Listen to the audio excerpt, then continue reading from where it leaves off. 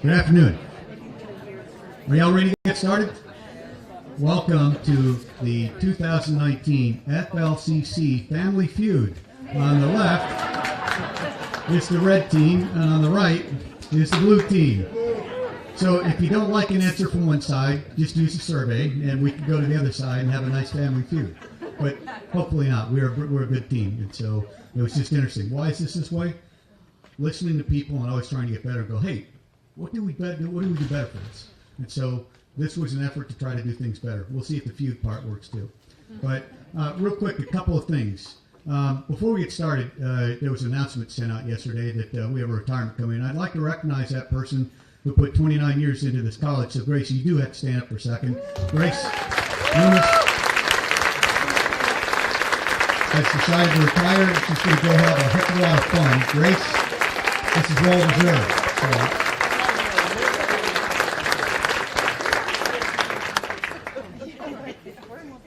The next thing, real quick before we get started, we listen, and this will be posted on right now on the president's folder on the website on the internet. But we do listen in these sessions that we have, and there are things that we acted upon after we walked out of this room on October 10th, I believe it was, and I want to show you that. So if you want to take a minute and read that, what we heard from you when we took our notes was, okay, this is what we took away, and these are the things we could act upon during that time frame. And after you read this will also be up on the President's website. We'll find a better place. We can put it out on multiple mediums so that you can see that we do listen and we are one team. And some of these aren't just us acting independently. They're working with people and groups to do things. So I'll be quiet for a minute and let you read it.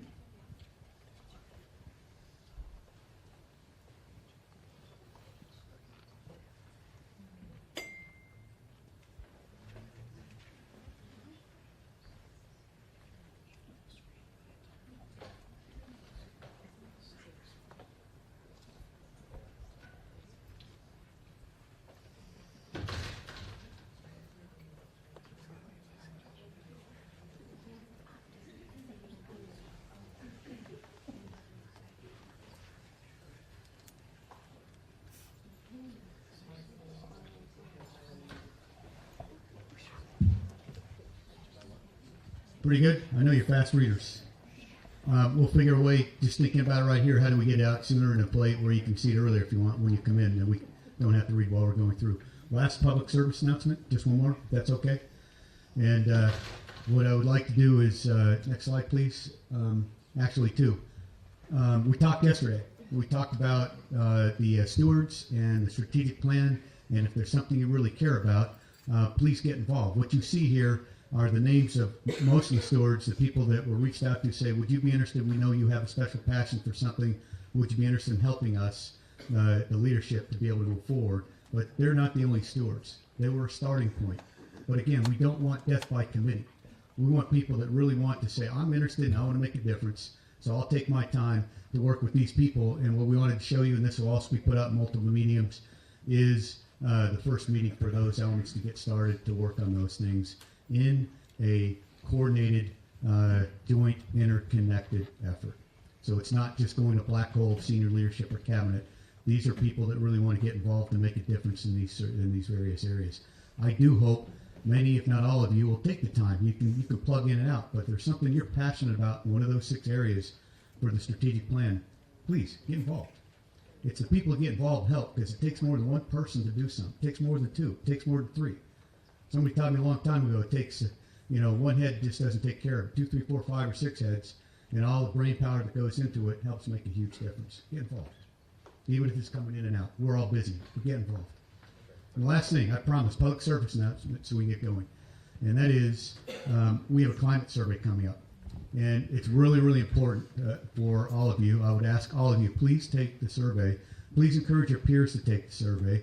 Please encourage everyone. I believe the students have to take it too. Please encourage your students to take it too.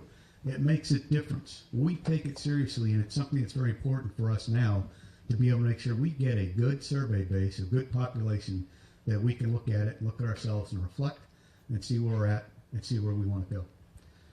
We have a lot of great people working on it. I'd like them to at least say something like Deborah, Sim, Heidi. Any comments about the climate survey? I would say participation. This is for FLCC employees and students. So as we move closer to survey administration, which I think is February 4th that will go live, we're going to need your help to promote participation on the part of the students for sure, so we can get some good data that we can act on. That's great. We're going to be sending out a link, so the link is going to be coming out, and in addition to the link, we're going to put the link via email, and it's also going to be in e-news for employees. And for students, they're going to receive an email, and they are also going to have the opportunity to have this on the FLCC current student landing page. Make it. Thank you. And a public service announcements. Thank you. Before we get started, we put this together to have a request to start with a brainstorming topic, and I'm going to pass this off to Heidi Marson to help lead that effort as we go into this session today. Thanks. Yeah, hi everyone. I'm Heidi Marson, and I am a member of the Employee Engagement Committee.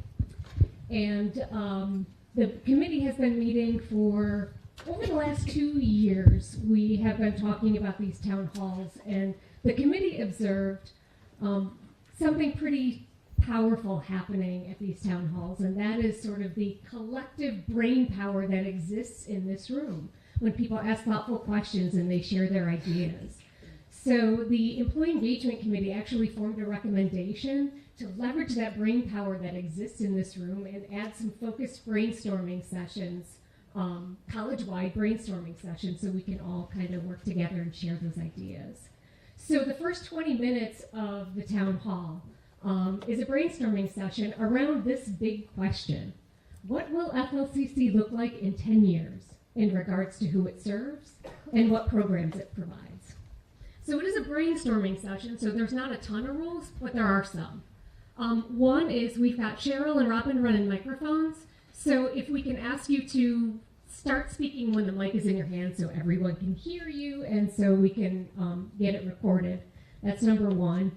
No one's going to play you off the Academy stage, but I am going to try and keep it moving because we only do have 20 minutes, and I know that we also want to get to the Q&A. So if you see me wildly waving my arms, we're probably going to move on to something else.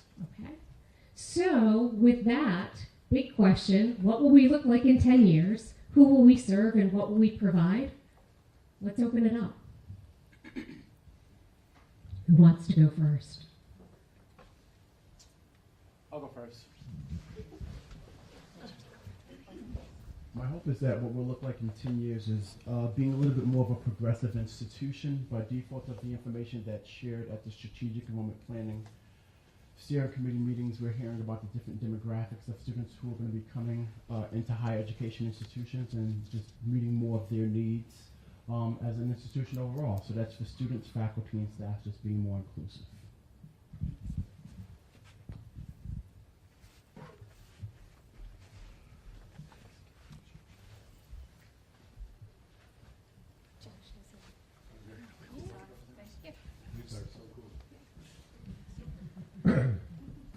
So, not to embarrass Grace again, but I think she only got one round of applause, and she probably should get 29. So, how about another round of applause for Grace?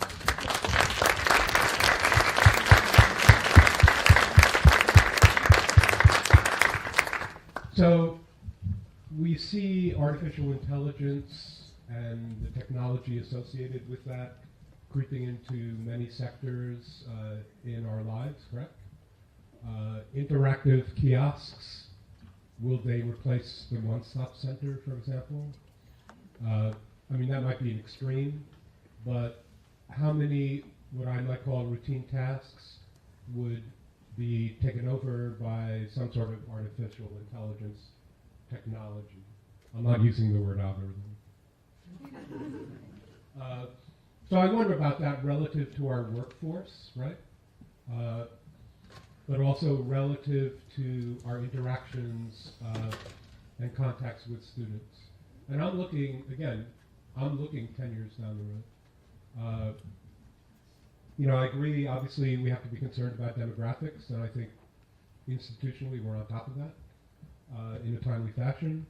I think as technology advances, we need to be mindful of certain retraining programs that are quick in their turnaround, and I think we're mindful of that as well, but I think that will be something that will need to be continued. One last point I'll make is in regards to what we might call cultural literacy. So cultural literacy, in my opinion, works a lot of different ways. So when I think about some of the stuff that I know, so I was born in the early 1950s. So when I hear like a real oldie music song that was written and aired on the radio in the 1940s and was popular for a period of time, I can kind of at least hum along, right? Or I'll remember having heard the song again. We all know that Carol Channing died last morning at age 97. And I imagine if I asked my students, how many of you have heard of Carol Channing? Maybe one, and they would be, of course, the theater major who knows everything about Broadway. So, on the other hand, I'll be very specific. So, I don't really know who this R. Kelly fellow is. I'm not familiar with his music. I don't know really anything about him other than some of the bad press coverage he's been getting lately. But I imagine many of our students do know about R. Kelly and certain genres of music and contemporary performers that I have no idea about. So my question is, again, moving forward in the years, where's the middle ground? What do we want our students to know? What do we want our students to know about, for example, American political history and the history of, I'll use the broad term, civics or civic life? What is their knowledge historically, and certainly what is their knowledge in real time? And there are many other examples I could cite, but these are kind of some of the things that I'm thinking about relative to the question.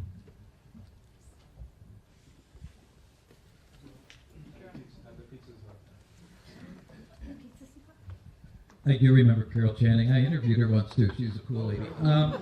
Just a couple of things, and I think Josh touched on this. Content.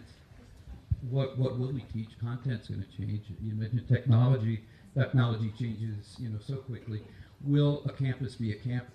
Will a campus be a campus? But will the campus really exist as it does? Will we have a need for the physical space, the classroom space? Will the concerns that we have in this room now about being able to afford this and that, do we need space, will they be the concerns a decade from now?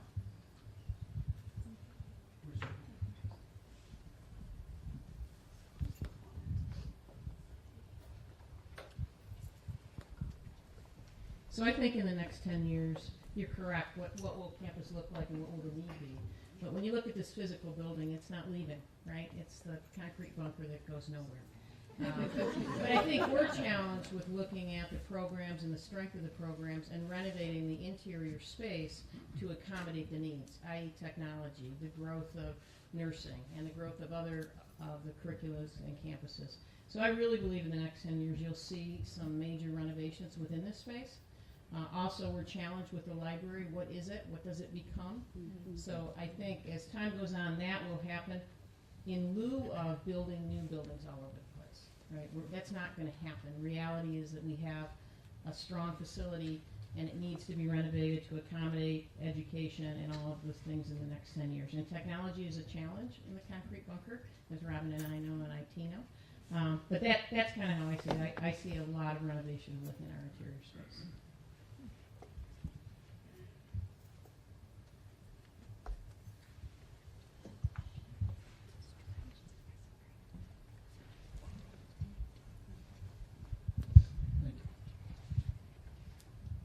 It's possible that with the use of technical resources, we would be able to match the needs of individual students on their own terms. And that would mean that instead of quote unquote forcing students to follow through certain prescription, we would find ways to address their educational needs and then personal needs outside the college to accommodate forward progress learning, not just for a degree but for life in terms of successful career and engagement with the college on the long term. So after they graduate, they would still stay engaged with the college, either come back for short-term training or participate in other activities at the college. With the changes in, everyone has heard of how artificial intelligence and automation might change the landscape of jobs. I don't think it's going to change it that much, partly because most students now, no matter what their major is, are quite familiar with technologies, and we can help them be more comfortable with taking on roles in various forms and not think that they have to go get a lot more education before they can participate in the society.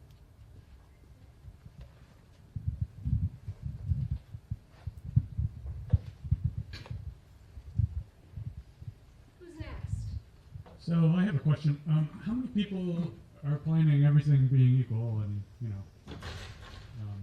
life continuing as we know it, are anticipate being here in 10 years? Okay, so to me that looks like roughly about 2/3, right?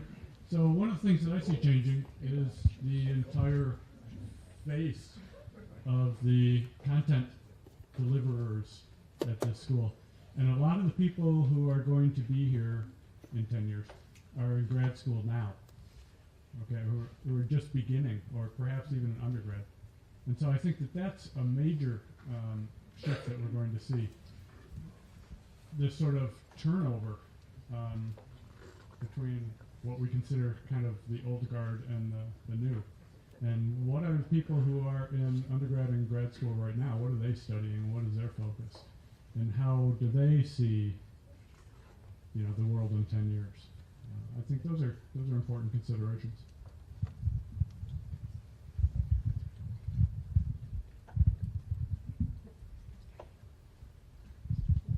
Thank you for being brave enough to give me the microphone. In my post-apocalyptic 10 years, I see us no longer calling, and this has been a thought experiment of mine since I started here, because after working and meeting with all of you because of the great quality and level of intellectual capital that you all have, and that I had people that went here in high school, and it just wasn't, frankly, it wasn't the same. It's much better now.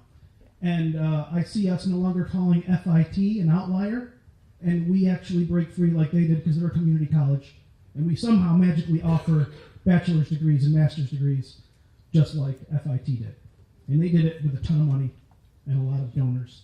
So I'm assuming that in 10 years we'll have some magical rich person be able to pay off all the government people and actually accelerate us into a full university.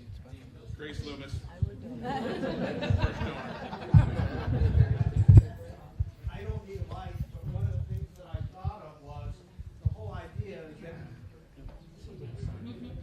one of the things that I thought of was we're going to be dealing with a generation of students who will not have the same interpersonal skills that many of us have, because that is just normal for them to not have those interpersonal skills because they have grown up with so many computer and other technology skills and social media skills. I think that's very important for us to keep in mind. Somebody was saying that some of the business people are telling profs, I heard this from someone not associated at this school, ask your students to work in a group. See how different it is when you sometimes ask students today to work as part of a group on something. It's a different experience. And to us, it's kind of, I'm 57, it's kind of foreign for me to have students think that way. So I do think that is something that we would have to be addressing. Don't know that I would be here.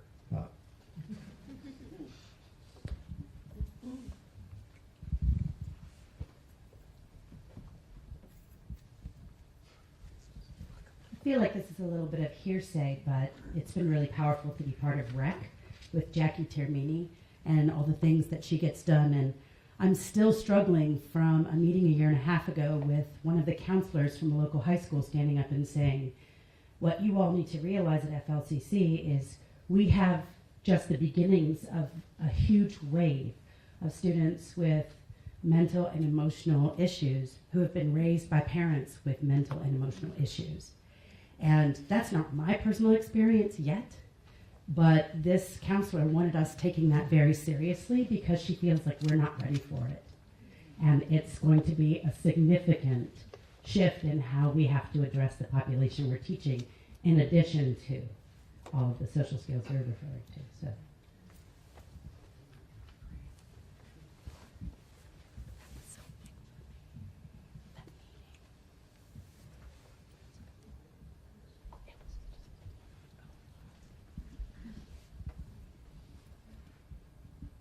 I wonder if in 10 years I'm still going to be confused as a student.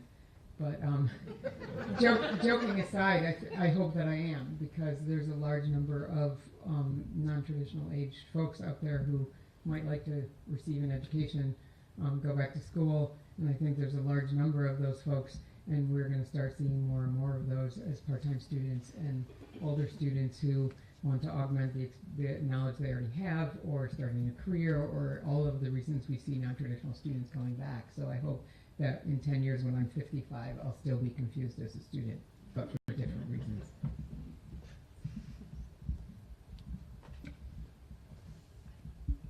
So Trista, aren't there schools and universities who have housing for the kind of demographic that you're speaking of close to campus? Does RIT or U of R, do they have such institutionalized programs? Where RIT does. Who does? RIT does. Yeah.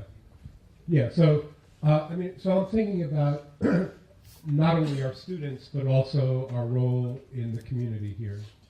So, in the same way that our building is not going away, Canandaigua in our immediate area is not going away either. And people live here for a variety of reasons. It is, what is it, the chosen spot or the chosen place, or both of those things? So there are a lot of reasons that people settle here and in the Finger Lakes, period. So given some of the proposals for the strategic plan grants that I heard this morning, in my mind, I'm thinking that in 10 years, we will be even stronger as a regional hub for the fine and performing arts, for cultural activities that will be of interest not only to our students, but to the broader community. I mean, we have the CMAC facility here. Could we be a kind of Saratoga Springs kind of destination? Yeah, we can. Yeah. Right. No, I think there is that potential because we have this quaint community, right? And hopefully in this quaint community for many years we'll have our student art gallery. So that here we're going back to the future, right? In a sense, by having a location on Main Street. I think that's beyond cool. But I think, again, in 10 years, we should be positioned to be the cultural hub of our neck of the woods. And it can't be done in an ad hoc way, but it has to be done in some sort of coordinated way. And I don't know what that would look like, but I certainly think that that is all possible. We got time for about one more comment. Right here, Don. Don. We have two. I'll make it quick. I feel like in 10 years, regardless of whether or not a border wall materializes or not, we will have a lot more people who are bilingual, who English is not their first language, and hopefully a more diverse both staff and student body. Okay, now we have time for one more question. Okay, mine is very quick, and it just segues onto your comment about the quaint community that Canandaigua is, and I just look at the amount of development that's occurring along the 332 corridor from Farmington down through Canandaigua, and I wonder how that's going to change the face of Canandaigua and then how we fit into the community. really this time. Hi. Hi, Dawn. Hi. I think that I have a different perspective that would contrast against the work quaint community, and that's what's going to happen. When I think about FLCC in 10 years, I wonder what community and community college means. I've adjuncted at RIT since 2003, and I've watched their demographics become much more international, and I've watched them offer many more online courses, and I see us on the cusp of that. And I think in 10 years, internationally, people are going to become much more aware of the financial bargain that community colleges are, even for international students. So I see us building upon that because we have to. That's a survival mechanism for us. And I know you don't like to hear from people with financial perspectives because that's not what we're about, but we have to have finances to survive. And so I see us going in that direction. Okay, now we're really done. I just grab it. Yes. Oh, okay. So I'm not going to make a question. This is more of a comment, and it relates to something Don just said, because I think the pressures upon administrations will be greater because of the push to move community colleges, a 2-year education, to be a public requirement. So I think we'll get out of a high school requirement to a 2-year college requirement in the next 10 years. I think that's going to happen. All right, so now it's just about 2:30, which gives us, I think, an hour for the Q&A. So this was just about perfect. Next steps. So this whole thing has been recorded, so I expect that we'll take a look at it. The Employee Engagement Committee will reconvene. We'll figure out how to funnel some of this stuff for further exploration. But I can tell you personally that y'all proved what the Employee Engagement Committee already thought, and that is that, boy, this room is full of smart people with good ideas. So with that, I will hand it over. Hand it over to you. So I guess one question that I had on my way back to my office today was, we did a survey about the holiday party. I wonder what the results were and how will we get those?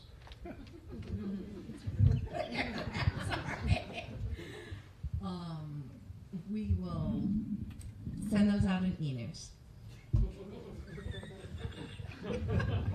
I don't remember the results off the top of my head. I'm sorry. I haven't looked at it since the holidays. I don't think anybody's seen them that much. A very small group have seen them at this point.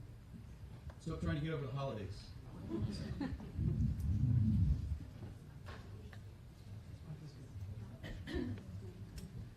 This may be premature, but I'm just wondering if there's any actual knowledge or speculation as to how Governor Cuomo's proposed budget will affect us.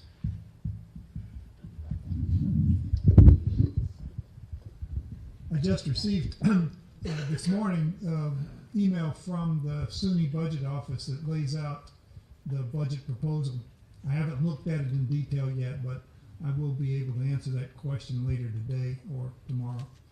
So if you're still interested, you can let me know. Yeah, we literally just got address this morning. Literally, but I did see one thing, if it will stick, and it was to maintain funding at current level what it was right now, which is better than it has been in the past. Are there particular assumptions given the ebb and flow of our structure here in New York State as far as budget, that maybe particular assumptions that you generally use in budgeting until you get specifics, just to make sure you're covered?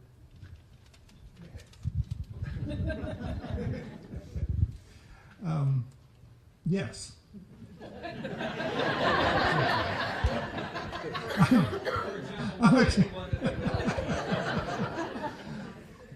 Actually, one of the things that I'm working on right now is other people are working on putting together their budget requests, is developing those assumptions for us in particular. The one thing that I do recall seeing in the email from SUNY was that the funding, the state funding, FTE funding, is remaining flat at the same level as it was this year, which means that if our FTE goes down, then our state funding will go down because the rate's not going to go up. So that's one thing that I do know. as far as other assumptions, I'm still trying to understand a lot of, gathering data and trying to look at trend lines and things like that. That's one of the actual assumptions themselves will be spelled out later once the budget requests start to come in and I start to put it all together. So we'll have another conversation about that within a month or so.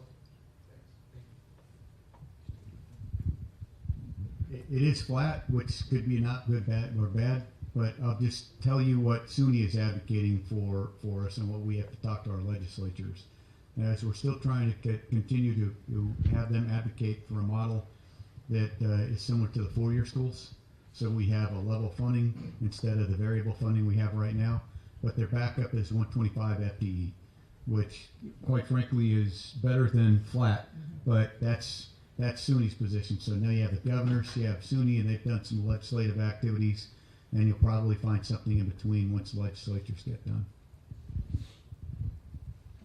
And not really related to our particular issues with the budget, but I think of interest because we're educators.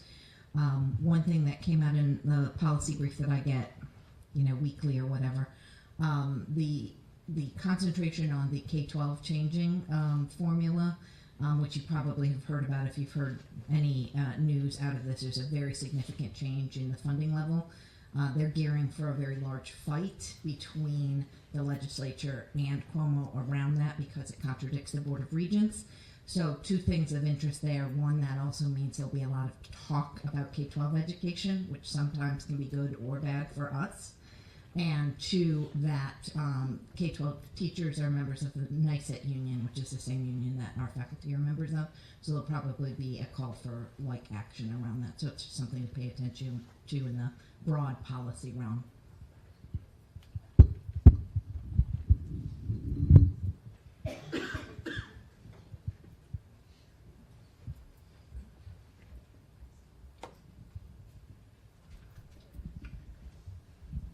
So President Nye, you just mentioned the notion that the community colleges would like to have a similar funding system as the four-year colleges and universities have within the SUNY system.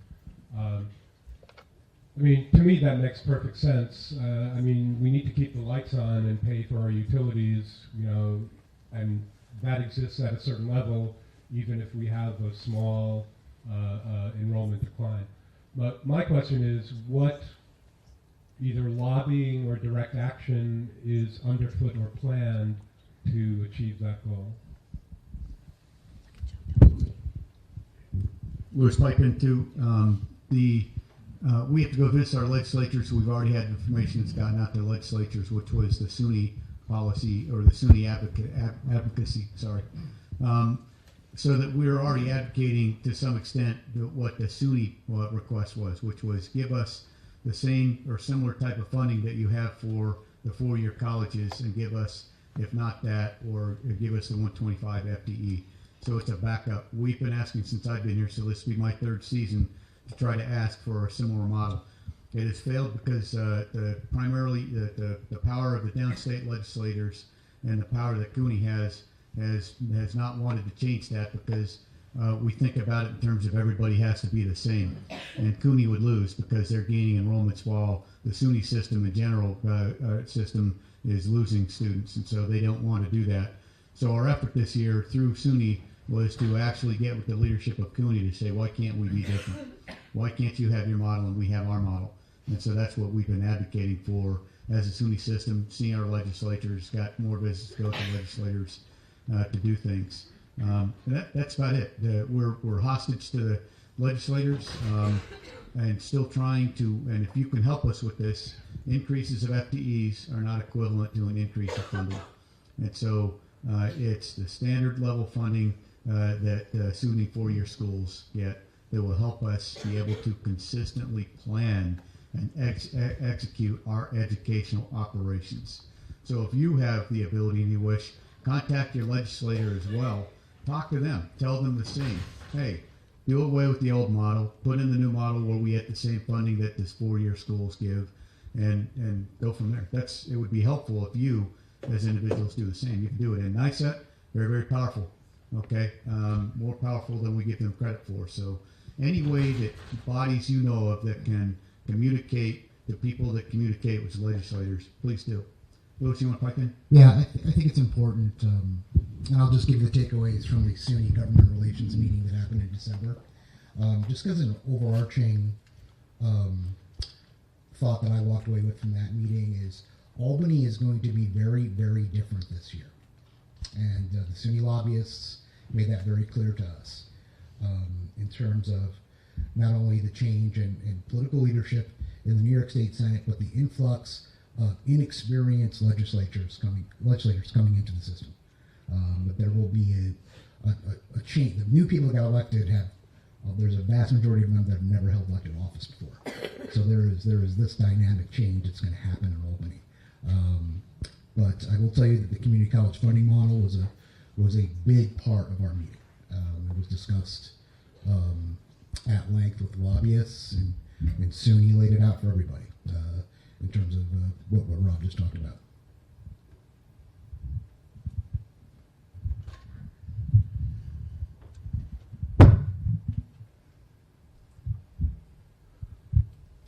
So Jake reminded us yesterday in the faculty meeting that Middle States is just a couple years from now, and so I'm curious, what do we really need to focus on? What are we not yet ready for that we have to kind of collectively put our efforts towards?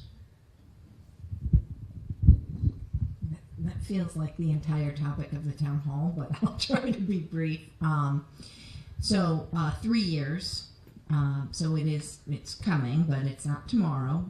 Next year we will for sure need to develop our self-study committee that generally will be in concert with both College Council and Academic Senate. In general, based on the results of our PRR, we are in good shape, but we need to continue to implement and finish implementing the learning framework.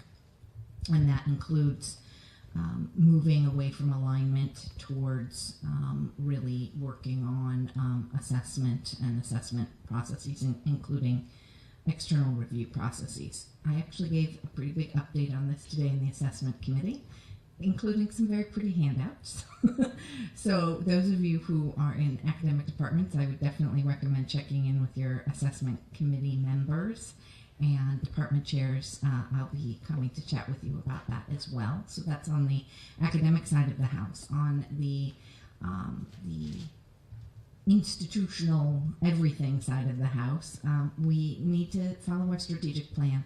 The big thing with Middle States is you will be accredited and you will be lauded for your accreditation for being a good college, for doing the things that good colleges do. And that means planning. That means making sure that your students are learning what you want them to learn, what you think they're learning, and talking about how to continually make that better. That means planning and being an interconnected college that gets together and talks about things like we're doing right now, but doing that in a structured way and connecting that with your budget process, connecting that with your strategic planning process. We have all of the pieces in place. I think we are in really, really good shape, but we need to follow through on all of it. We can't stop doing it. We can't suddenly decide not to follow through with the things that we're doing. If we continue doing what we're doing, I think we'll have a great self-study visit, and I'm looking forward to really showing off some of the amazing work that's been happening in the last 5 years here. If anyone else wants to add anything, you're more than welcome.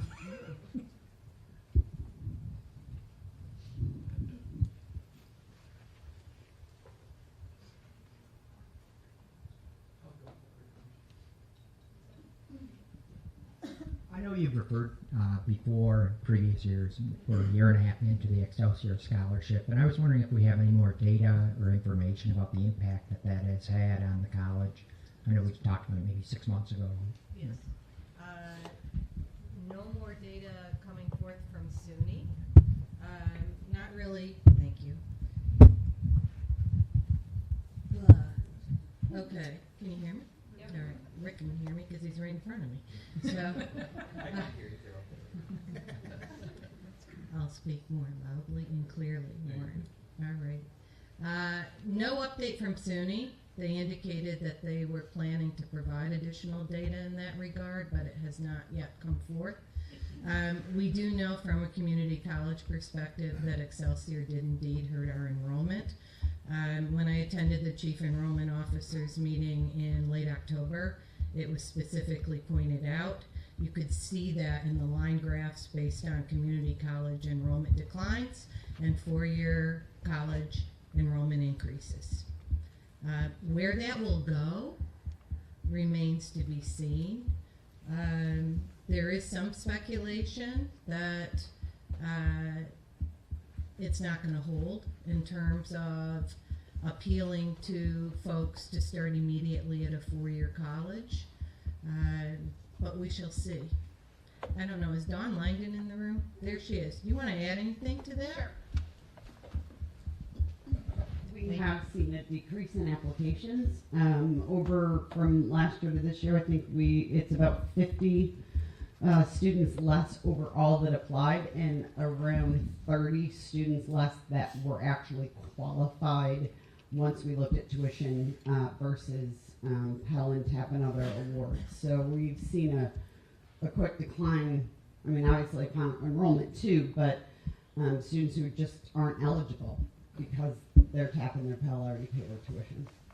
The one thing I'll point out in terms of this spring's enrollment, our full-time transfer numbers are up, whereas in the fall they were down. So we're going to do a little bit more digging to find out where are these students coming from and if they were Excelsior Scholarship recipients, right? Because remember, their criteria is stringent for that scholarship, right?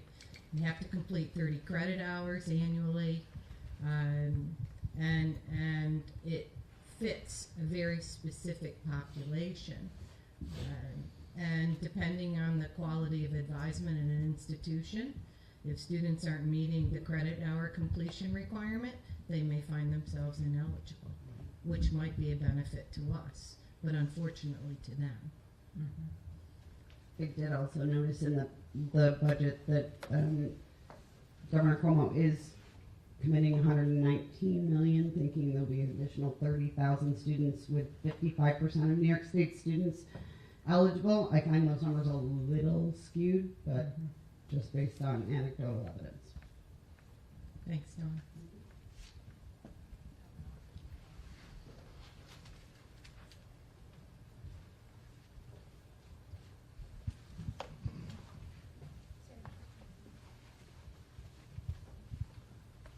I'm not sure if the microphone is on. Is this on?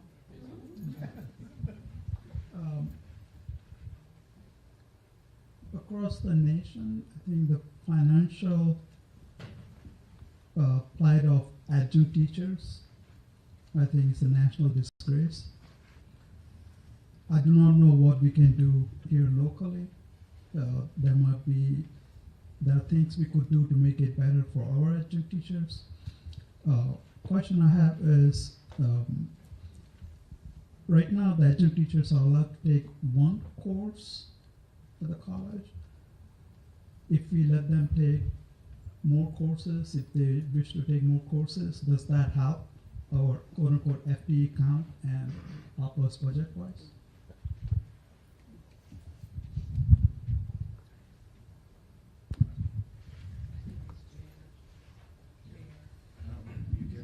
Not off the top of my head. I don't think that the adjunct, whether it's an adjunct or any other student, that there would be any distinction made about with regard to FTE count. I think they would still be counted as an FTE. The question is whether that free course, how that would translate into us being able to recruit or retain adjuncts. I mean, I think that's what they're getting at, right? As another additional form of compensation would be to give them access, and they have that access to a certain extent now. Whether that's a feature that would, being able to take two courses instead of one. No, let them take as many courses as all. Yeah. Even full time if they wish to, or if they're able to. Right. I don't know what the effect of that would be, but I do think that they're counted as FTEs right now. They would have to negotiate that in their contract. No, No, I understand that, but I think, again, I'm not expert in this type of issues involved, but based on, and I'm not, right now I'm on a Victor campus, so I'm not as plugged into the local adjuncts groups here, but it seems, based on the stories I've read in media, that this is one of the underbelly of the American educational system, where we are, there are adjuncts who have other full-time job and they like to come here and teach a class or two. They are great, I'm not concerned about them. But there are a lot of adjuncts who go teach at 2-3 different colleges, travel down the I-90 corridors here, and trying to make ends meet. And I think that sometimes if they have interest and if they think that taking some other courses here at the college would help them with respect to another full-time job, or maybe they can become teachers for us in other areas, full-time teachers, then I mean, it is an important point with respect to negotiation, but I feel that the nation is not doing enough, and because that has become new norm, does that mean that we cannot do more? I think looking at creative ways that we could attract and retain adjunct teachers is definitely a conversation worth having. Some institutions are creating a different sort of classification. If you know that 40% of your classes in a given program will be taught by adjuncts, you could start offering guaranteeing. A lot of adjuncts anxiety come in not knowing if they're going to have a class, especially in these times of lower enrollment. So if you know that we could offer a certain group of adjuncts, maybe 6 credits, so that they could plan both this semester for an entire year, academic year, so they could plan for both fall and spring, it helps them work out their schedule with the other colleges they're working for. And that's something I'm certainly willing to engage in. It takes a lot of research, though, to make sure that we don't overcommit courses during a time of lower enrollment. So there would be a lot of front-end work, but we could certainly do that. Oakton College is a college that has done this successfully in Illinois. But the conversation generally about making sure adjuncts feel valued, they feel like they have an identity in the department, that's something that we could all do, especially within our department chairs and in our faculty ranks, making sure that we engage adjuncts in conversations about teaching and learning and that they feel part of the community. I'm not sure if we've recently done a survey around adjunct faculty teaching at some previous institutions. That adjunct faculty survey revealed a lot of different things. The times that they're able to take professional development differed not just during points in the day, but also times in the cycle of this semester, in terms of the start of the semester, middle of the semester, end of the semester. So I think with some research, we could figure out a better benefit, both novel benefits like taking courses here at FLCC and other ways to engage adjuncts. We do hire quite a few of our adjuncts also as full-time teachers, and they also have in their contract professional development funds now, so they can attend workshops and conferences besides taking courses here. So I have a follow-up to Sam's concerns. So as a department chair, I've been canceling the last batch of low enrolled sections. So I made my last cancellations today. And a couple of the sections I canceled today were adjuncts. I'm sure because we're sort of a week out from day one or so, I'm sure they've done prep work. And for the work they've done to be prepared to teach on day one, there's no compensation in place for that work. And some critics might say that that's, I'll use the extreme term, wage theft, that they've done work for the college to be prepared to teach a course, but then the course is canceled and there's no compensation. I'm sure other colleges have models where there's at least perhaps a token or symbolic compensation for appropriate prep work done but then the course is canceled. And I just wonder if that's a conversation we should have as well. The system that JR and I came from had a similar aspect of their contract. If a course was canceled, if a course was canceled within 5 days of it being offered, they received, I believe it was $100. It was nominal, but it was something. But that's something we're not going to negotiate here. Yeah.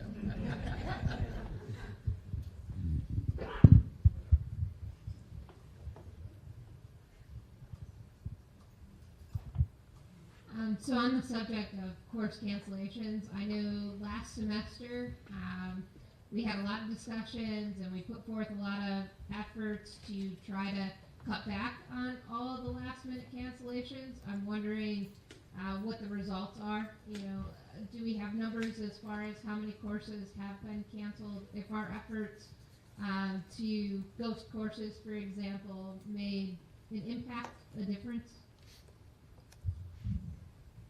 I'm going to start to answer this question, then I'll ask Cassie to finish it up. We did a lot of front-end work, as everyone knows, around the courses we should offer. The ghost courses, allowing them to ghost and then open up after a 70% fill rate of other sections, worked, but not as well as I would have hoped. We did engage in that, and it probably resulted in less course cancellations, but not to the effect that I was really hoping for. So more work to be done on that. In terms of the overall cancellation rate, I think it's less than, and we're still counting numbers, we're still in the midst. So we don't have a firm number yet. I'm sure the people, the chairs who are involved in this work, along with Cassie and myself, it feels like a lot of work. I think what the result will be that we're down course cancellations, but not as much as we hoped. So tomorrow I'll go through and do the post-mortem, so to speak, but for today I did look at numbers, and we're about maybe a little over 100 courses that we canceled, which is pretty much average. I think we're down from previous semesters. I think the reason why we feel such a big crunch this semester more than other semesters, I've noticed that the cancellations have come in at the very end. So that's why right now it seems like there's just a never-ending supply of cancellations. But I'll have better numbers tomorrow. I'll share them with Jonathan, and then he can distribute them. Is that because you have the two-tier system? There were enough with 5 that they could hang on this long, and then there's not enough then at 8, so you're having to cancel them? Is that why it's feeling so last minute? That could be. I think there's probably a lot of different reasons. Okay. I don't have an exact answer. Thank you.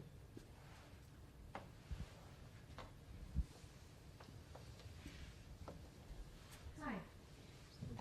This is for our new cabinet members. Now that you've been with us for 6 months or so and gotten the lay of the land mostly, I wondered, what do you each find to be the biggest challenge in your particular area or the campus or facing the college as a whole? And then what do you think is our best strength here?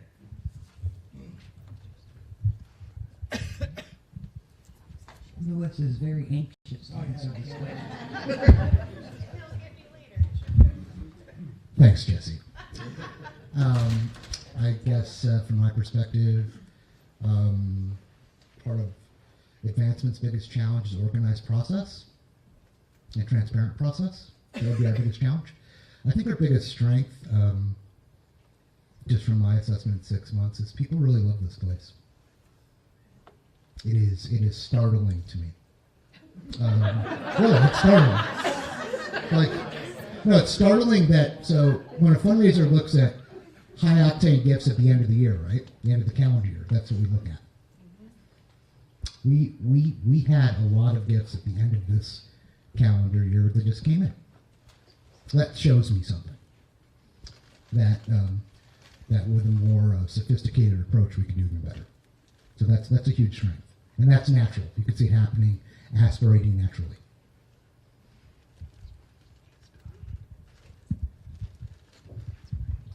First, good question. And I'm feeling a little under the weather, so I apologize for that if I'm coughing or sneezing. Sorry. I think our biggest challenges, and this is frustrating, are things we can't control. It's part of the external environment. We have a record low unemployment rate. Traditionally, community college enrollment operates conversely with the unemployment rate. So during times of very low unemployment rate, and we have record low unemployment rate, will affect our enrollment. In addition to that, we have a smaller pipeline of high school students, and I think that's projected to continue until 2023 or 2022.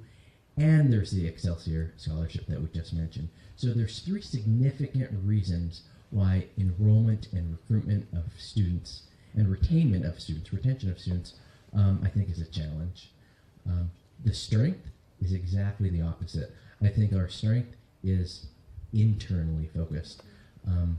I have been, and I've said this multiple times in the last couple of weeks, I'm completely refreshed and super excited to start my second semester. I know I made the right decision by coming to FLCC, and I'm reminded of that almost every day. Does it mean there's no challenges? Not at all. There's definitely challenges. But I really enjoy the faculty, the students, our staff. We have a wonderful group. Sometimes it's hard to see how great of a place this is, especially if you've worked here 20 years, right? 30 years, and lots of people have worked here for a number of years. This place runs and is operated and has a good morale compared to our other institutions, compared to our colleagues at other community colleges or four-year institutions. And I know that because I interviewed at a whole bunch of different colleges in the last year or so. Some other SUNY schools, some of our competitors. This is a great place to be, and I know I absolutely made the right decision.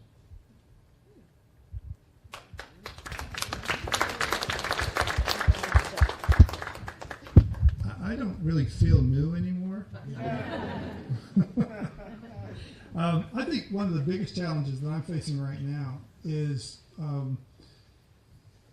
the approach to putting together the operating budget is completely different from what I'm used to, and is me adjusting and me trying to get the college community, to adjust to me and the way that I approach things. And so I think the biggest challenge that I have right now is figuring out the appropriate, when to hit the accelerator and when to hit the brakes, and when to sort of how to navigate over the next several months putting together this new operating budget. And that's more generally speaking is pretty much everything that I'm looking down the road at, is that the way that I'm used to things being done is different from the way it is here. And I'm not proposing to change everything, but I need to understand, and it takes time, to understand what everyone here is used to and figure out what are the things that I think can be done differently and might improve your lives, as well as move more in the direction of things that I understand, and what I need to change in order to improve my life, because between me and you, I think we're going to come up with an approach to all of these various administrative and budgetary functions that everybody will find more effective and more useful and better to do. So that's just kind of a challenge of me managing myself and me sort of rolling out things to you that are different conceptually and different in practice, and just kind of navigating that that set of changes. That is what I want. The thing that I find is kind of the challenge, the big challenge that we're facing. As far as the strength goes, the strength that I found is the willingness of people to accept some of the things that I'm proposing. Because even though there's resistance, there's always resistance, because I'm not sure I understand what's the hidden agenda here. And the point is that I have no agenda other than trying to make things up. The way I would characterize it is when I was in the military years and years ago, the people I worked with would often say, give Dempsey this thing, this job, this task, because he's so lazy, he will find the easiest, quickest way to get it done so he can move on to something else. And that's kind of what I really am hoping to do here, trying to do here, is to find those administrative functions. And it's been very gratifying to me as I have made some changes in both within the finance operation and even more broadly in just discussions I've had with people, that people are willing to have the discussions and talk about, and then to try and, give it a shot. Let's try this different approach. Let's think about this differently and see if it works. And that to me is a real strength in the organization, that you have the capacity to say, okay, this sounds like an idea. Whether it's a good idea or a bad idea, we'll find out, but we're willing to give it a try. And that's a real strength, because I have worked at a number of places where, we don't do it that way here. And I haven't really run into that here. I have had the discussions where that's not how we've done it, but let's try it. So I appreciate being here. Thank you.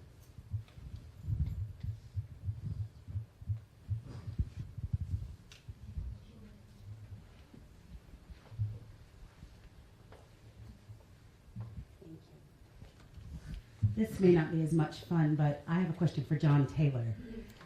I like you, so I thought I'd give you a chance to talk. Thank you. You're welcome. I find that this campus works really hard to make technology part of a seamless part of our day, and I often find that things change faster than I'm able to keep up with, especially in a classroom environment. And I wonder if there's anything you would have us know heading into this semester and the next academic year that we need to be aware of in terms of technology, so that we're doing a better job planning for our students and their needs. Sure, great question. One thing we're trying to do is to be more, to get communications out better. This is a great audience to be able to say this kind of thing too. One thing we've been working on in IT for, it's been about a year and a half now, is putting in a new identity management system. It's kind of the core of all of the authentication services that we have. And of course, there's Colleague and Web Advisor, and there's your email, and there's Blackboard. These systems are actually talking to different databases right now for authentication. And what we're trying to do is bring it all into one database. There are huge advantages in that in terms of turnaround for password changes and account automation, so that accounts can be created automatically. And it looks to us right now like we'll be putting it in. This is a big announcement right here. Because we really haven't talked about an exact date, but somewhere around the spring break. We hope that it's transparent. We're trying to make it pretty transparent, but what it will end up doing is making, when you go to remember, if you have a problem with your password, what do? Call IT. And we direct you to the Web Advisor to go to the Change Your Password link, and then you can get your password hint in email and change your password. You have a different link. It'll be in Web Advisor, but it should be pretty darn transparent to you. That's a big one, and I appreciate everybody's help. Once we get there, we're shooting for, again, around spring break. We'll let you know the date, and we'll make sure we've got lots of folks on the help desk in case there's an issue. One other thing, right now Microsoft has a new Office product out. Office 2019, yeah. Oh. They like to do this. Why? Well, they like to keep their revenue coming in. That's the main reason, I think, but there are some great enhancements. And so we're looking at when we would deploy that. It won't be right away here. Don't worry. But Windows 10 is another thing. We're deploying Windows 10 now in some areas. A lot of folks have Windows 10 at home now, right? So Windows 7 has been a great platform for us, very stable. It goes out of support in January 2020. January 2020. So we'll have to all get to Windows 10 by then. But it is out in a lot of areas already, and it's a very stable, very good platform. So, any other questions I can answer about IT things as long as I'm standing? Yes, Anna. No, this is mostly kudos. Thank you for bringing us into the 21st century with the phone system. Hey, that's my team. Thank you for saying that. That was a huge improvement, I think. And I also wonder if you could comment a little bit on the continued schedule for updating classrooms, specifically around smart boards and that kind of stuff. Sure. I might go to Robin. She has the microphone a little bit here, but we do have a life cycle replacement plan for technology in all classrooms, and there is money available each year. And what we've been doing is working very closely with faculty to prioritize what rooms should go first. As most of you know, we have, well, pretty much everybody knows, we have smart boards in classrooms. They went in 2012, I think, 2011, 2012, and they're outdated already, right? So what we're looking at now are flat panel LCD or LED screens where you can drag things around, and they're very nice, very bright. There's no projector. Really great technology for a long time, I think. And right now, Robin, I don't know if you've got the rooms in your head that we're updating. Do you want to? 40? No, for this summer? For this coming summer. Right. Cassie and I have just completed identifying the rooms. There'll be 2 rooms up on the 4th floor, 4230 and 4240. 3227 on the 3rd floor. 2306 is the physics classroom, and 2680, sorry, they're all jumbled, is the last conservation classroom that we have to attend to. They are not all getting flat panel devices. Unfortunately, I'm sure you guys are all well enough aware of technology to know that new technology is great, but it greatly increases the price tag of doing a room. With the smart boards, we were looking at about $10,000 a room. With the new flat panels, we're looking at about $14,000 a room. So it would be great if we could just, okay, we've got new technology, JR, we would like to throw out all the old technology, do a capital renovation, but obviously that doesn't work. But we do, one of the things we have tried really hard to do is to work with the instruction side of the house and communicate with the different groups or the different departments involved. I will be sending out emails to the instructors who teach in any of the rooms that are going to be upgraded, and we'll be having further conversations about your needs and training. We're good. Impressed that you know all those room numbers. It was hard. Yeah. But thank you.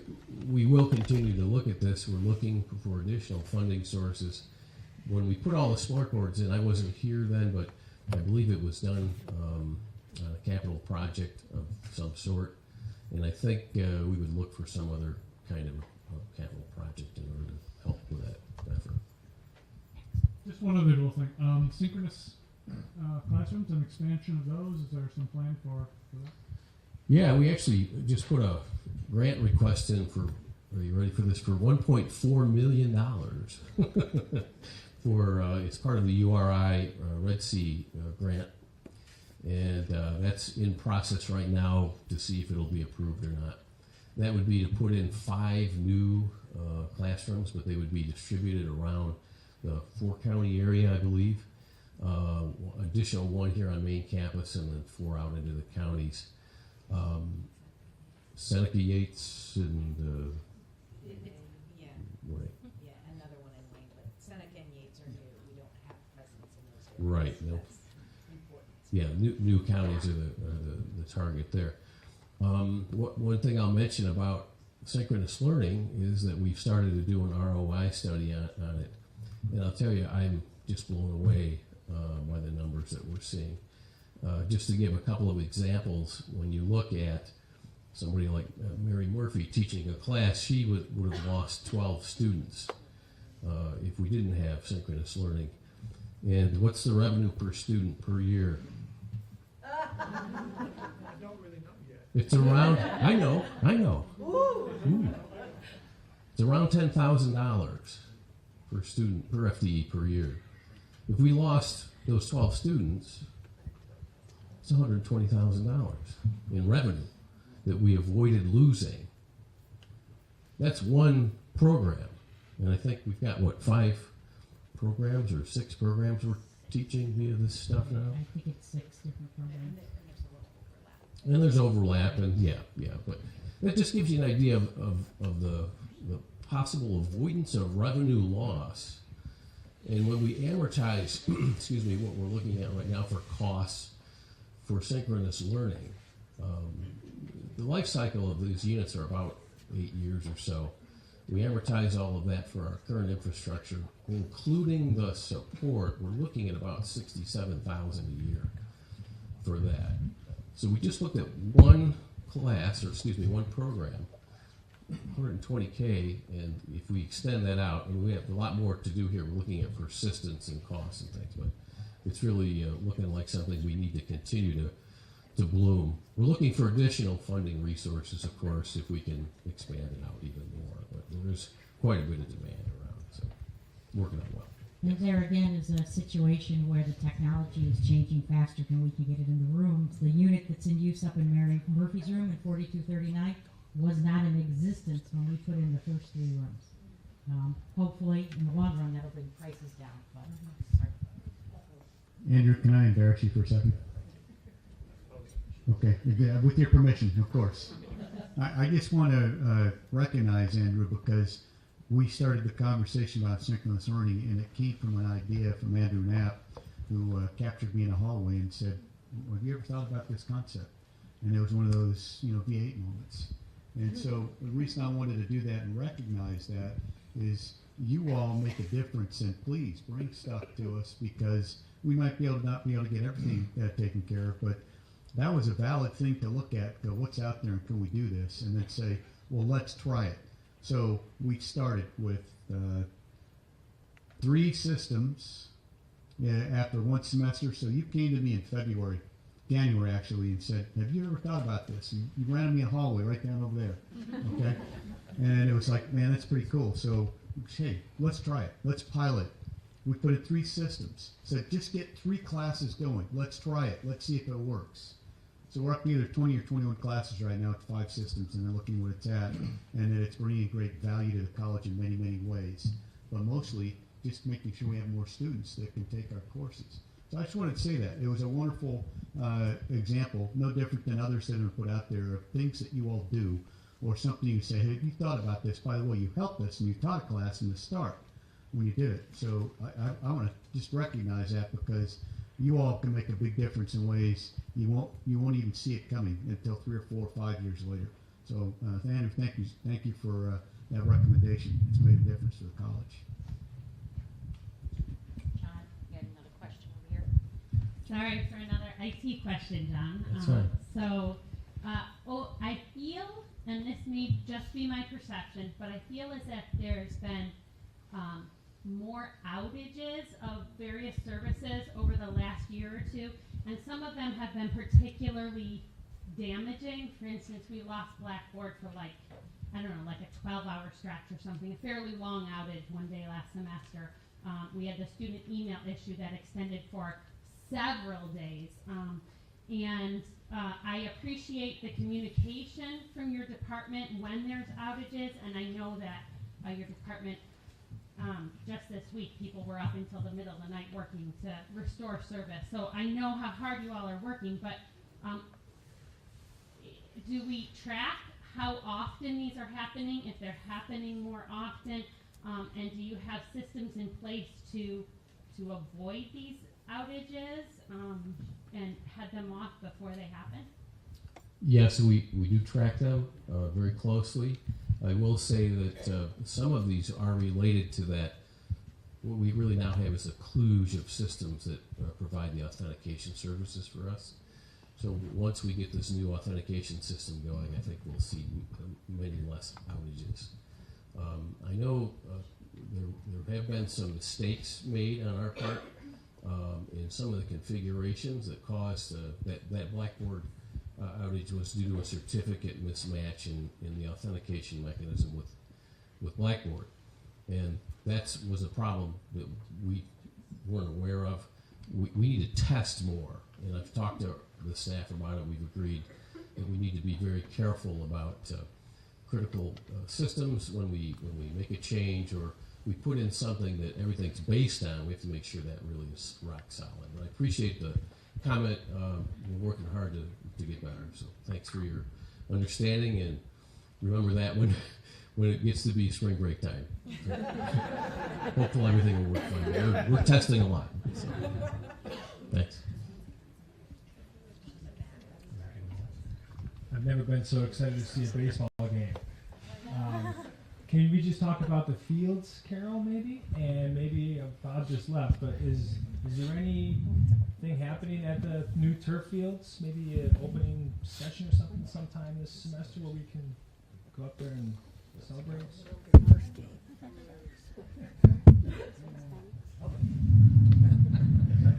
There will be some sort of opening ceremony opening of turf fields.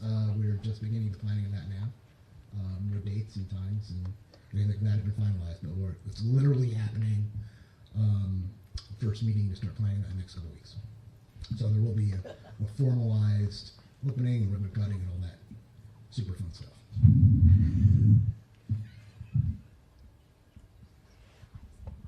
Right, and I think people are pretty much aware that the fields are technically complete.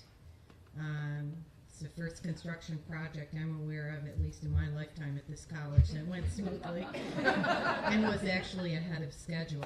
So if you haven't had a chance to walk up there and take a look, today night might be a great day to do that with the sun and the blue skies.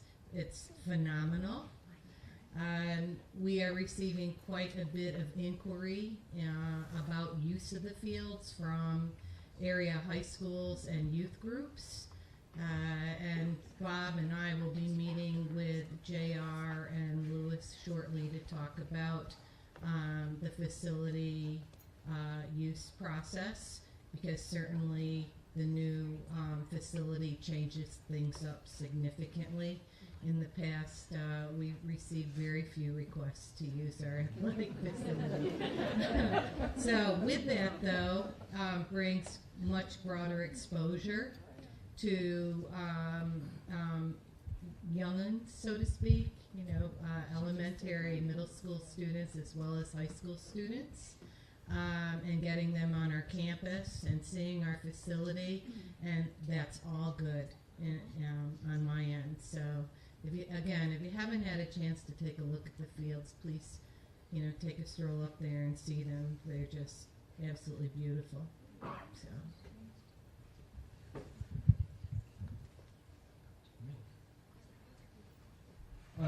So on the topic of class cancellations, with regard to what John Taylor just shared with us about what an FTE is worth in terms of revenue, I remember last year the question asked that we always focus on the cost of running classes, and the question was asked, what's the cost of canceling classes? And the conclusion at that time was that we don't keep track of the students that are in canceled classes to figure out if they stay here and register for other classes and really track what happens to those students that are affected. So my question is sort of twofold. If we actually track that this year, what opportunities have we found for interventions to save those students from leaving and deregistering from their other classes? If we haven't, what can we do in the future to ensure that we don't lose track of those students? I'll take the tracking part. So we actually are just in the midst of finalizing a way of not just tracking them. We can track them as in, they were registered and then, it's canceled. That part's easy. It's whether or not they re-register, and for a variety of reasons that the query you need to pull from colleague is pretty complicated, and we were not getting valid results back. But we think we figured it out, which is very exciting. So we're working on that right now. We used fall semester data to test it out on, and then as we finalize it, we'll push it into the spring semester. It should be just in time for all of this to sort of be finalized for the spring. So I think that tracking is really important, and it was a missing, that whether or not they re-register piece was an important piece that was missing from this puzzle. For the other part of the question, I'm going to bump it over to Jonathan to talk about processes for re-engaging the students. I'm not exactly sure what's going on. When a class gets canceled, it's work with the department chair and or the campus centers, depending on what class got canceled. We could do a better job of alerting students that their class was canceled with an advising appointment so that they could build an appropriate schedule based on that canceled class. I'm not sure if anybody who sort of is in the trenches in terms of contacting students would like to share some stories or anecdotal information regarding that. We don't have a firm process. It's something we're working on in terms of identifying students and making sure if a class gets canceled that they re-register for a class. Certainly there's communication, but in terms of tracking, I think we could do a better job. Does anybody want to add to that? One of the, wow, that was loud. One of the difficulties with the last minute cancellation is the outreach to students. So with this, and we certainly appreciate anything that can happen on the front end, and I would agree with Cassie that it feels about the same as it has in the past, but the delayed cancellation, our outreach is not as effective because the students are here for, next week. And so part of the solution is going to have to be, in addition to the cancellation of the classes, a period of time that we can then engage in meaningful outreach to the students to make sure that they're in, seeing faculty advisors, professional advisors, whatever it is, to get them registered. Because we're expecting, we already have been getting the onslaught, but we're expecting a huge onslaught over the next 3 days, more than we normally do, because we've got a lot more last-minute cancellations. I'll share my own anecdotal story and offer a suggestion for a process that could be improved. So my own anecdotal story is last semester when one of my classes was canceled, I called my students, which I will happily do in the future, but I can't really help them, which is I get them on the phone and I can't register them for classes. And so when they're out in the world, not connected to the internet and not able to go onto WebAdvisor, I have to tell them to go home and at some later time log in and do this. If I could do that over the phone as the instructor, call up my students and say, hey, look, I've looked at your schedule because I can pull that part up. This seems to work for you. Is this a viable option? Let's go forward. I know the limitation on that is that we want the students to come in and physically sign something, but they do this online in some other way. So coming up with some process where we as faculty are trusted to take some verbal contract that they are agreeing to sign up for this so that we can divvy up the load, call our own students, and keep them registered would be fantastic. But I don't want to call students when I have to tell them, I can't do anything for you. You got to call this other person. Or you got to come here physically. Yeah. We certainly can facilitate that. That shouldn't be a hindrance. The issue is we've got to make sure that all faculty, and most are, but that all faculty are trained appropriately so that when that does occur, the registration can occur correctly, so that students aren't deregistered by accident out of things. So we can definitely work on that type of thing to make sure that every faculty member is at the same level. So they don't necessarily have to sign something. We can get that taken care of and follow up with them. And that would be good because if you're outreaching, when this stuff happens at the last minute, that's even a better opportunity for the student. It's not just us doing that outreach. I agree.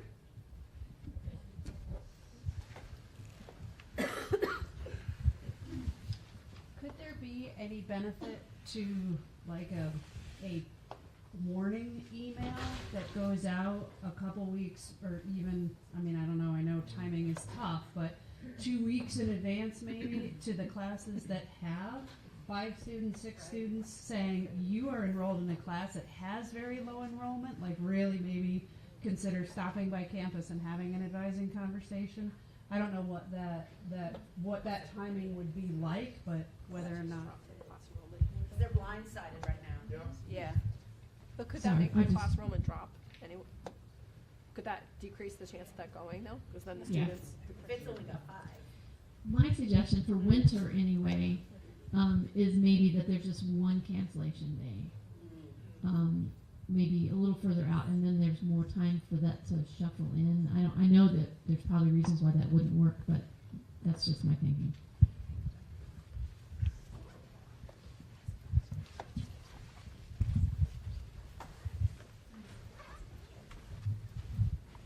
Thanks for sharing those suggestions. We'll definitely take that under consideration, especially the one cancellation day. I just want to make sure that everyone understands that so many of our students wait to register that it's very easily to get in our own way. We send an email communication out to students saying, hey, you're in a class that has 4 students in, and there's still pending registration events.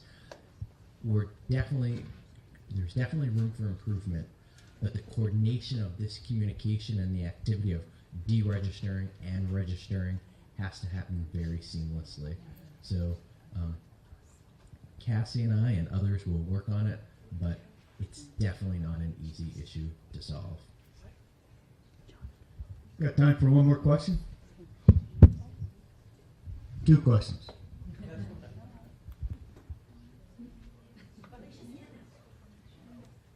The current student survey of teaching process. When will that be updated, and when may we be brought out of the 1970s with that process? The course evaluations for the teachers. We're using the same Scantron machines that I've been using for 27 years now, and I just think the process is so outdated, and I just wondered where we may be with the updated process. I completely agree with you. Inside Out Higher Ed had an article a few years ago that 92% of, and I think this was the quote, 92% of institutions have a comprehensive course evaluation system that evaluates all courses every semester. So it's really outdated that we don't have a system, and many institutions are moving to an online course evaluation system. Not to have one is out of the norm at this point. So what we're working with, I know there was a faculty group who worked on a solution about 2 or 3 years ago. Oh, excellent, you were on that group. My understanding, it was about $8,000. It was Blue Zone or Blue something. Things have changed since that time, and we already own a very good course evaluation system held within Blackboard. It's the enterprise survey system within Blackboard. And what's great about this, it's not a new system. It's already the information system that both faculty and students are aware of and used to. So the process would be, first off, developing a group that wants to look at, do we have the right question set? Do we want to continue with the same questions, or do we want to use this as an opportunity to ask a different set of questions? My thinking is we should get a group of people, faculty and students, looking at the question set. I've done some of this work at previous institutions. For instance, asking questions right up front that force students to think about their own motivation in the course. Have you attended on a regular basis? Are you interested in this course? That helps them get into the right mindset. There's a lot of good practice around this that we can build off. So after we have the right question set, then it's a matter of starting to use this feature that already exists in Blackboard. I'll work closely with our faculty and staff to implement it, and then Deb's group will help manage the evaluation sort of assessment process, what we do with the data and how we manage it. This is a solution that we could that we're already sitting on. We should just do it. So I'm going to pause there. Maybe that generates a question, suggestion, comment.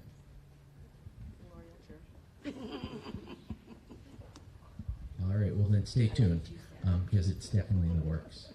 All right, so I guess I don't really have a question, but I've been staring at this question since it was on the board at the beginning, and I realized that the 8 of you did not respond. So I would like for each of you, through your functional area, to describe what you see in 10 years and what it looks like. I'm going to throw a little surprise in. Let's go left to right. Let's start from all the way to left and go all the way to the right.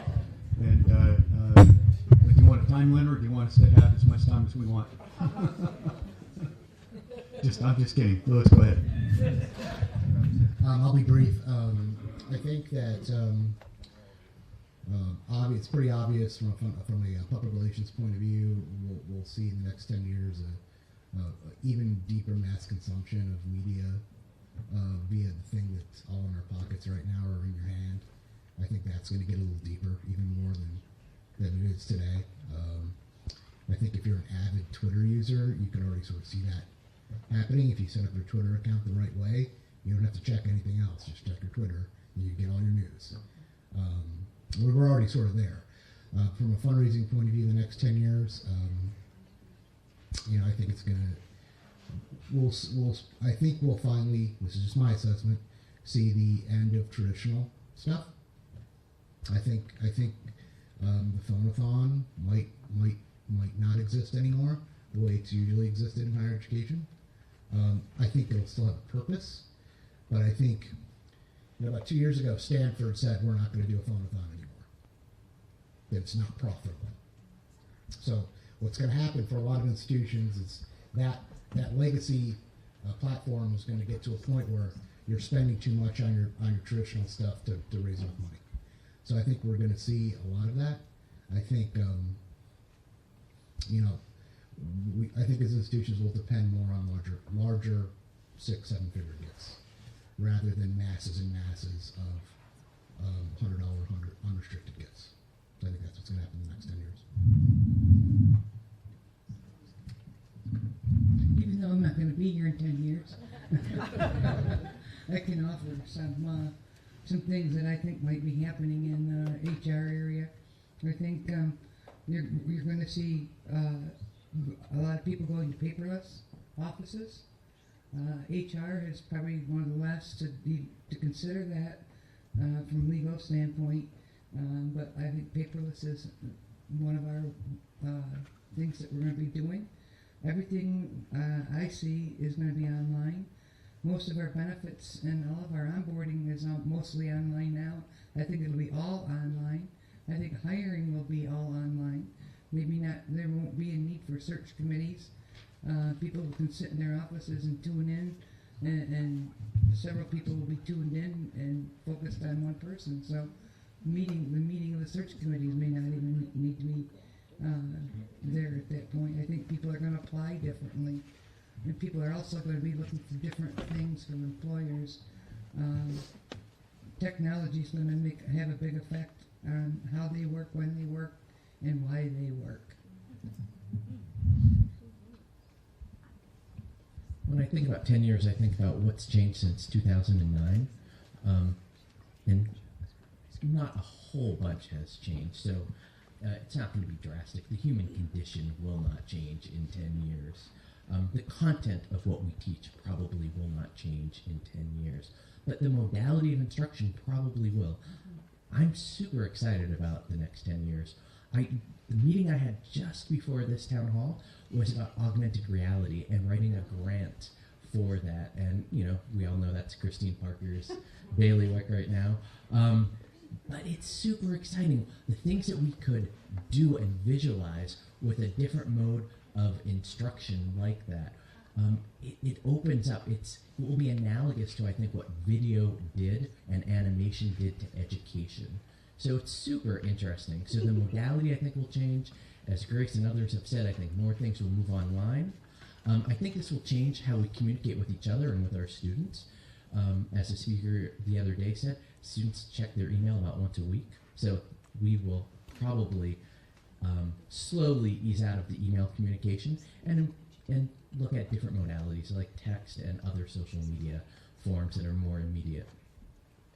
I think flexibility with courses interacting with each other. If more of us are in an online environment, the processes, policies, procedures that we use to interact with each other will probably also change, hopefully at the right pace and not too far behind.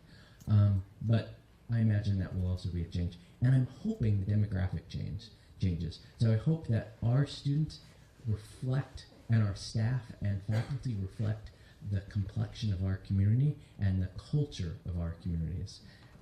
So modality, communication, and the demographics, I think, will change. How many have watched Bird Box? Okay. So I think it was last week in Inside Higher Ed, there was a blog about Bird Box and making a comparison to Bird Box, how you watch Bird Box, to how instruction is delivered. In that you don't just have to watch Bird Box on TV. You can watch it on your phone.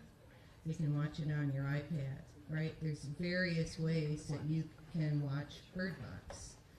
And it struck me that, similar to some of Jonathan's comments just now, that how we deliver instruction, I believe, is going to change, and we have to be willing to change in that delivery. But along with that, we also have to be able to provide student services similarly. So it's not just instruction. So when I read the blog, I thought, wow, that makes an excellent point about how we learn in the age of technology, and which is changing rapidly. But how are we, in terms of service delivery areas, keeping up in the same way? And I do believe we have to make changes in that area as well. It cannot just be face-to-face. We have to find various ways to meet students' needs. And we do that now, but the extent to which we will need to do that in 10 years will be vastly different from today. I think about things in worst case scenarios and then what are the opportunities. And I have a worst case scenario that I do lose some sleep about at night sometimes. It's related to enrollment. It's related to folks in this room. And it's large universities and businesses taking over the business of education. And the example that's out there is there are more that are growing are the Purdue Kaplan model.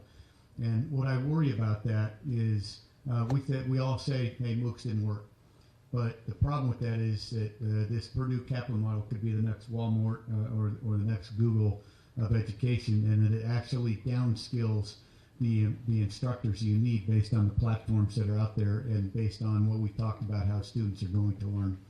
Now I know it sounds like the sky is falling, but it's just something that's out there when you see if you're trying to think about what's out in the environment and what's the worst case that could happen. But I do think about opportunity.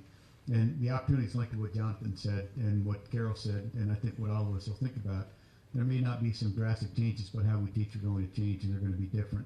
Well, one thing that's going to be drastically different between 10 and 20 years from now is at least everyone now, and the number of people are saying it, 40% of the jobs that exist now will not exist in somewhere between 10 and 20 years. So how are we poising ourselves to be ready and flexible and adaptable? I use those two terms because they're on our strategic plan. If we develop that culture, then we can flex and adapt to the needs of what the retraining, people said that right in this audience, number one, of folks that are out there, and then to either adapt or adjust how we teach or the programs that we teach to be able to meet the needs of our students. I think we're definitely going to see an expansion of modularized learning, whether that's face-to-face or online or somewhere in between use of other tech. And what I mean by that is that we're going to see more people wanting to have sort of just-in-time learning, or they're going to want to retool or relearn or come in and explore a particular thing. And we're going to need to be able to adapt to that and make ourselves attractive to bringing people in and being that destination for learning. That may not be a 2-year degree. That may be a piece of a degree. It may be pieces of different degrees that we want to be able to put together. And it may be serving a vastly different student audience insofar as we'll still be serving this community, but we will be able to offer our expertise to a wider variety of students. And that's exciting, but it also requires us to think about curriculum and think about modality in different ways. One of the things that I think is really important there, and Rob was saying this to some degree, is, you know, where are we going with what these next things are going to be? We know that there's going to be an expansion in healthcare, but what is that going to mean for this particular community, and how do we offer the sort of different pieces of healthcare that we will still need nurses, but we may also need tech people who have some background in healthcare and want to come in and do a 2-course certificate in healthcare. We may have people who are communication professionals but now need to work in the healthcare field, and so they need to come in and be a part of that. So thinking in those ways, in those different pieces, I think we're really well set up for that. I think a lot of the work we've been doing and thinking about will lead us there. I think that's going to be incredibly, incredibly important to really meet the needs of this growing community, whatever that community is going to be. Healthcare is one. Certainly data analytics is going to be another one. We see that on the horizon, both from a math perspective as well as from a communication perspective, a design perspective, and a computer science perspective. That's 4 different departments, right? So there's a lot that we can all offer to these different conversations, and figuring out how to put those pieces together, that's really what I mean about by modularized education. I also think that some of the traditional needs around written and oral communication are not going anywhere. We hear all the time that our businesses need people who can write, who can talk, who can present, and who can critically think. None of that is going anywhere. And so that's a huge part of us still talking about how we offer that, and maybe offering it in new ways, and helping people see how we're relevant and how we help them meet their needs, whether they're deciding for themselves, whether it's their boss deciding. We don't want to lose sight of those core pieces, but we also need to be able to offer those core pieces in ways that are accessible, in ways that meet a wider variety of needs, because we offer that to our community, and our community will still need it. And the last thing I'll say is I think there'll be a change in work environment in 10 years. 10 years isn't a huge amount of time, but we're on the cusp of that work environment. Some of that's going to come with this rise in different types of learning, but some of that is also going to come with something that Andrew said reminded me of this. Who's going to work here in 10 years? Well, they're going to probably be younger than most of us and have grown up in a different environment. We already see in a lot of industries the desire to have other and flexible work hours, having different work environments. Even offices in a traditional sense look different when you go into them. So some of that will start to come into the higher education sector. We tend to be a little slow on some of those things, but I think we're going to see them coming to meet our industry now. All of that, plus what's happened since I got into computing in the early 90s is really an explosion in communications. It used to be what was really cool, we could write some code in a program that would compute something. Now it's all about virtual reality, augmented reality, and the way that we can interact with technology. So that continues to expand, which means that it doesn't matter where the students are in 10 years.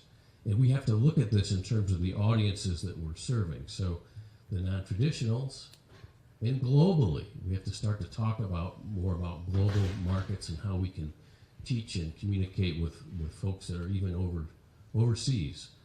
AI, VR, virtual reality, tailored education to the student. They're going to tell us what it is they want. I think I do agree very much with Jonathan's statement. The human condition doesn't really change all that much. And so we can't forget that people are human and they need human support and engagement. So one thing I'll say about this college, and I've been here a long time, is that we're darn good. We, in the past, through all the history here, we're really good at taking what the marketplace looks like and finding our niche, and then running with it and doing a darn good job. Other SUNY schools look at us and say, wow, what is it that FLC is doing? It's always smart. Whatever we're doing, we talk it over internally and we develop it. So in 10 years, I am completely confident that we'll be able to serve those markets with technology and with the right pedagogies to further our mission, help our community, and really help the entire global community. Not surprisingly, I have a slightly different take. I agree with everything that everybody has said. But the thing that I see over the next 10 years is there has to be an evolution, perhaps a revolution in the funding model for higher education, for education in general. 34,000 teachers are out on strike in California right now, in Los Angeles, because of the funding model for public education. Bruce Rauner was elected governor of the state of Illinois on a pledge to make the state of Illinois more business friendly, and almost immediately cut funding to the higher education and even to the K through 12 schools in the state of Illinois. Somehow we've gotten a break between the commitment to education and the connection between education and business and progress and economic development and all of that. What I'm seeing now, look at the last election, we've got 3 presidential elections coming between now and 10 years from now. We've got a massive number of legislative of elections that are going to be happening at the state and local level. If we do not see a resurgence of commitment to public education, and in particular to higher education, even if it means a change in the model or how we fund what we do, then we're not going to make the kind of steps forward that we as a nation need to make. But what I do see is people are starting to say, wait a minute, how is it that cutting, not funding our educational system, which is what made the U.S. such a leader over the past 100 years, how is cutting the taxes and not funding education really the right path to go forward? And I think that what we're going to see over the next 5 years, but certainly in 10 years, if we don't experience a change in how we think about that, that it's not going to matter. We won't be here anyway. But I do think that's one of the biggest things that we're going to see in the next 10 years is that how we fund what we do is going to have to make a big step back to the future. Because if you remember land-grant colleges and all of the way that things the state supported universities and colleges and schools used to be a lot better. And I don't know where the retreat came from, but we've got to get that back.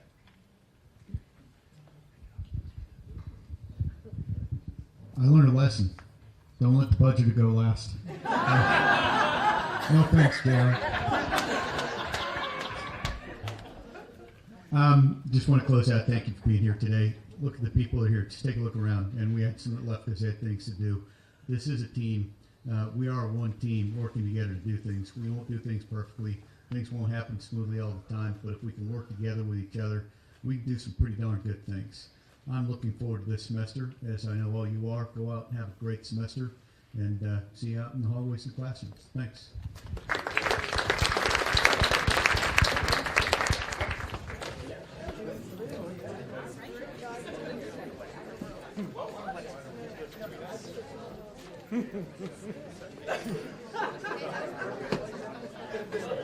Excuse me?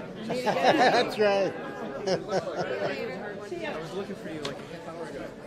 Did you? I needed a pair of binoculars.